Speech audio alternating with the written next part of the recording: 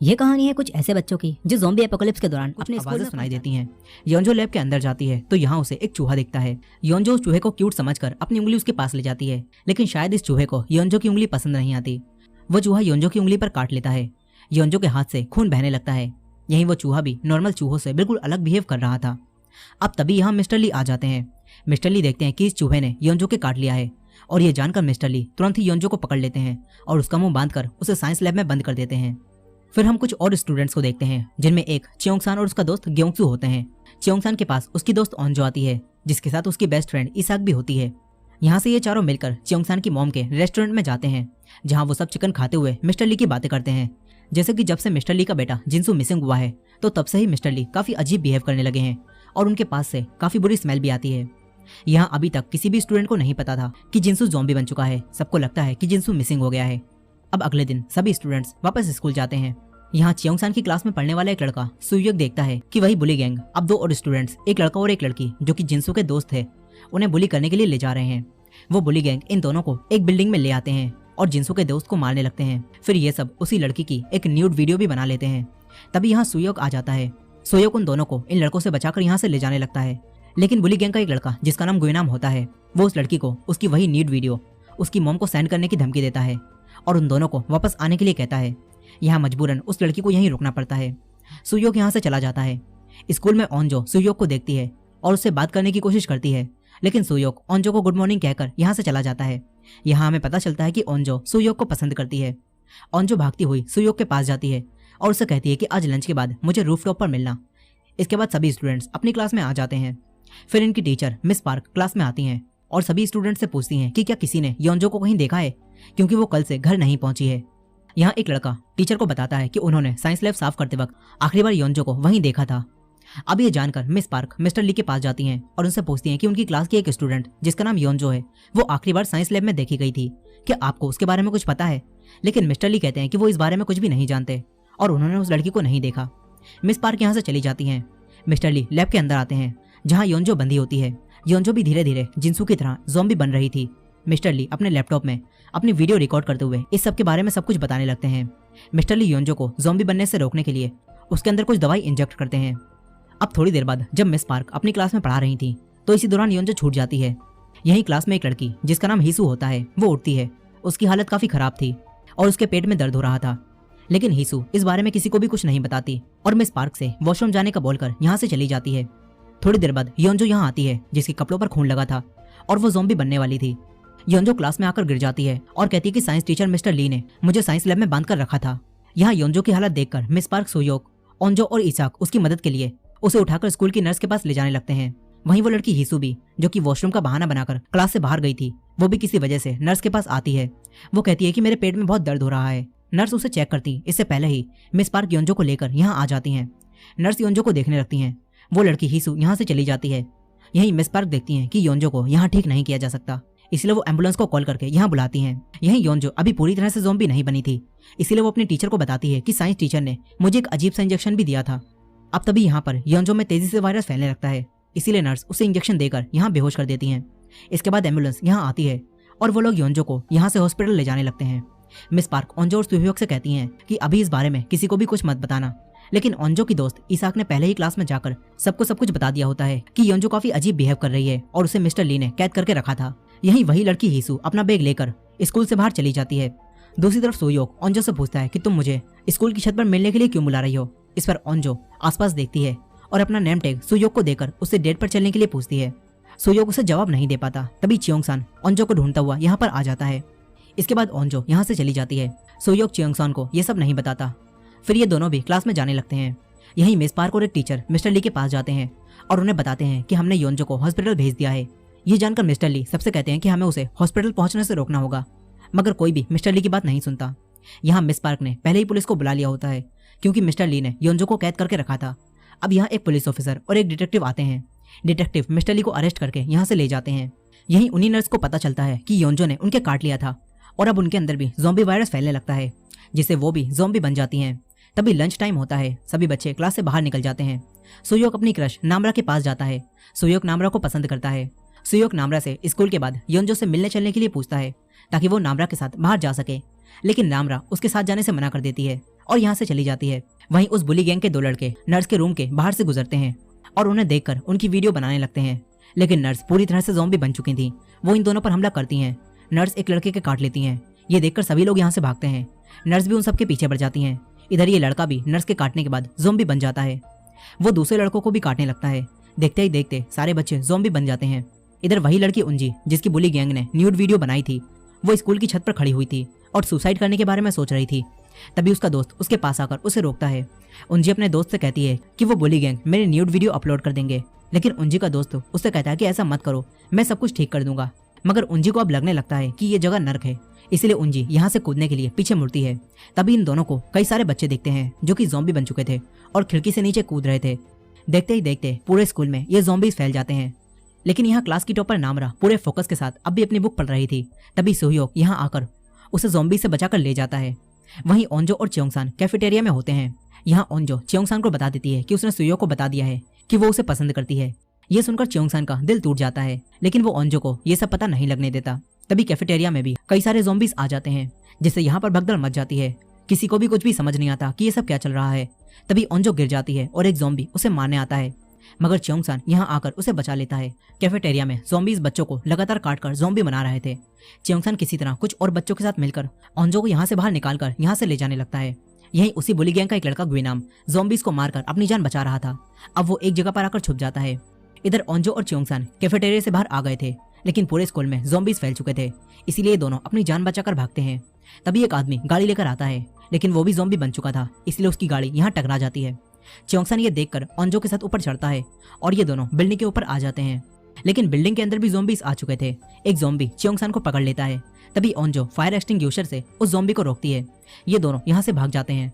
ये दोनों अपनी क्लास में आ जाते हैं, जहाँ इनके बाकी दोस्त भी ज़ॉम्बीज से बचकर छुपे हुए थे। अब ये सब अपने आप को क्लास में लॉक कर लेते हैं। बाहर सुयोग नामरा के साथ ज़ॉम्बी से बचकर भाग रहा था। तभी इन दोनों को एक सीढ़ी दिखती है। नामरा और सुयोग भी उस सीढ़ी की मदद से अपनी क्लास में अपने दोस्तों के पास आ जाते हैं। यहाँ ये सब समझ जाते हैं कि स्कूल में ज़ॉम्बी वायरस फैल चुका है।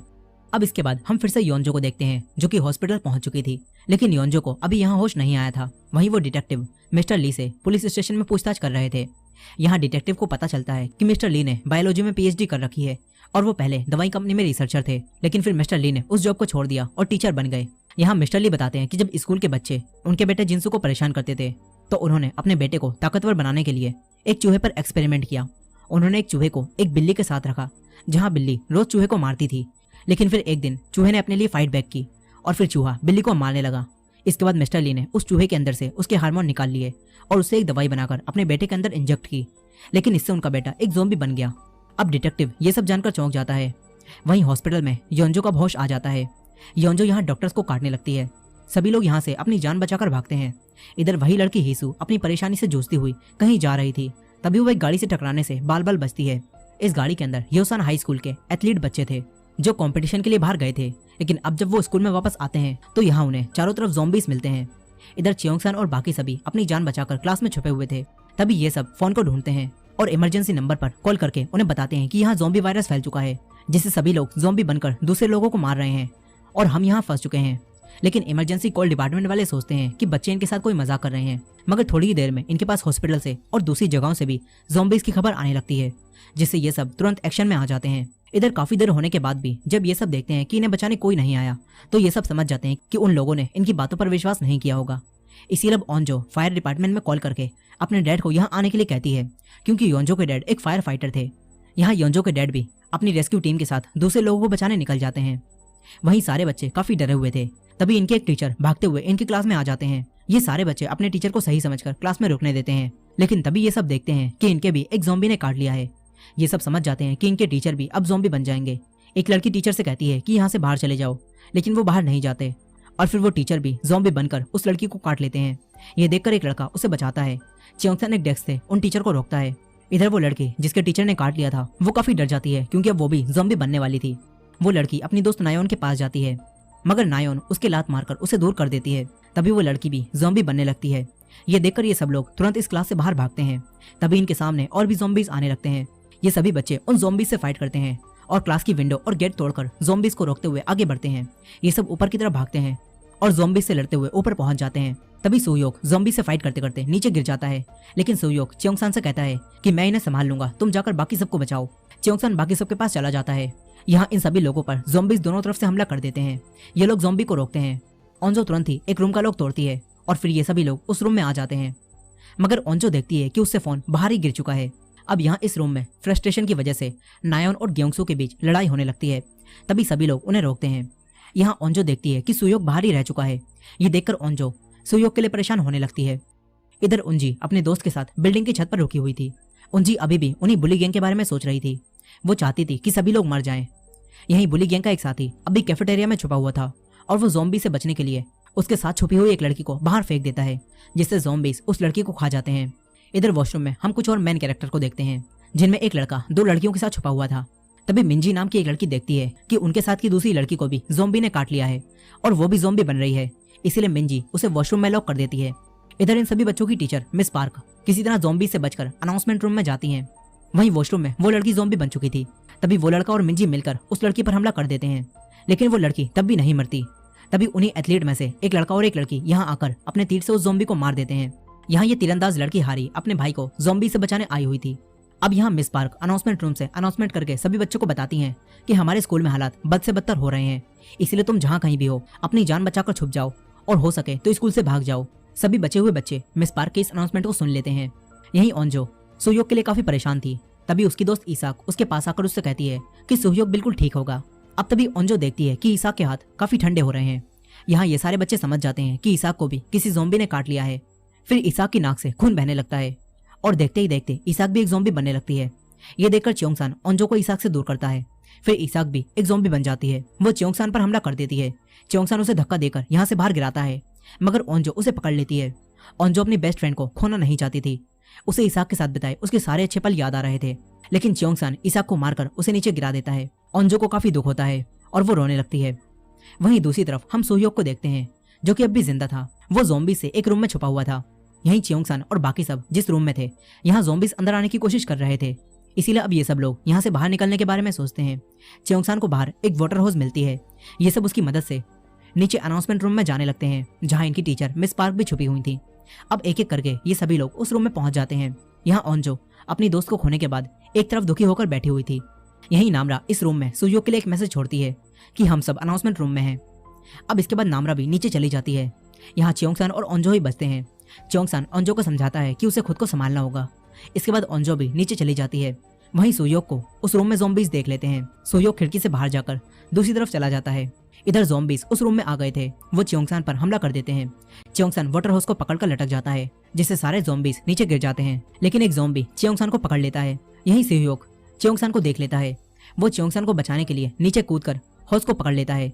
सुयोक नीचे जाकर उस ज़ॉम्बी को मारता है और नीचे गिरा देता है, जिससे ये दोनों बच जाते हैं। अब ये सभी लोग अनाउंसमेंट रूम में आ जाते हैं, मगर यहाँ फिर से नायोन और ग्योंगसू के बीच लड़ाई होने लगती है। तभी मिस पार्क दोनों को शांत कराती हैं। इसके बाद ये सब यहाँ रखे कंप्यूटर को ऑन करते हैं, ताकि ये सब जान सकें कि बाहर की हालत क्या है। वहीं दूसरी तरफ हम उसी लड़की हीसू को देखते हैं, जो कि एक वॉशरूम में होती है। यहाँ वो एक बच्चे को जन्म देती है, यानी कि हीसू प्रेग्नेंट थी और इसी वजह से वो अजीब सा बिहेव कर रही थी। अब हीसू उस बच्चे को वहीं छोड़कर बाहर चली जाती है। तभी एक पुलिस ऑफिसर की गाड़ी दूसरी गाड़ी से टकराती है, जिससे हीसू मरने से बाल बाल बचती है। अब पुलिस ऑफिसर की गाड़ी में से ज़ॉम्बीज बाहर निकलते हैं, जो कि यहाँ मौजूद लोगों को काटने लगते हैं। एक आदमी इन सब की वीडियो बनाता है। तभी ज़ॉम्बीज उसके पीछे भी पड़ जाते हैं। यहीं हीसू ये सब देखकर वापस आती है और अपने बच्चे को बचाकर यहाँ से भागने लगती है। इधर अनाउंसमेंट रूम में ये सब फेसबुक खोलते हैं, जहाँ इन्हें यही वीडियो मिलती है, जिससे ये सब समझ जाते हैं कि बाहर भी लोग ज़ॉम्बी बन चुके हैं। अब तभी वाटर हॉज खिड़की से टकराता है और खिड़की का ग्लास टूट जाता है। फिर एक ज़ॉम्बी उसे लटक कर अंदर आने की कोशिश करती है। तभी च्योंगसान उसे रोकता है। सुयोक च्योंगसान से एक डंडा लेकर उस ज़ॉम्बी के अंदर घुसा देता है, लेकिन तब भी वो ज़ॉम्बी नहीं मरती। तभी ग्योंगसू यहाँ रखे पीसी को उठाकर उसके मारता है, जिससे वो ज़ॉम्बी नीचे गिर जाती है। ये सब बच तो जाते हैं, मगर नायोन देखती है कि ग्योंगसू की नाक से खून बह रहा है। अब इसके बाद हम ओंजो के डैड को देखते हैं, जो कि हाई प्रोफाइल पॉलिटिशियन को रेस्क्यू करने आए हुए थे। यहाँ पॉलिटिशियन का एक साथी भी ज़ॉम्बी बन चुका था, इसीलिए ये सब लोग उसे चेयर से बांध देते हैं। वहीं नायोन सबसे कहती है कि इसके हाथ पर भी ज़ॉम्बी ने काट लिया है, इसीलिए ये ज़ॉम्बी बन जाएगा।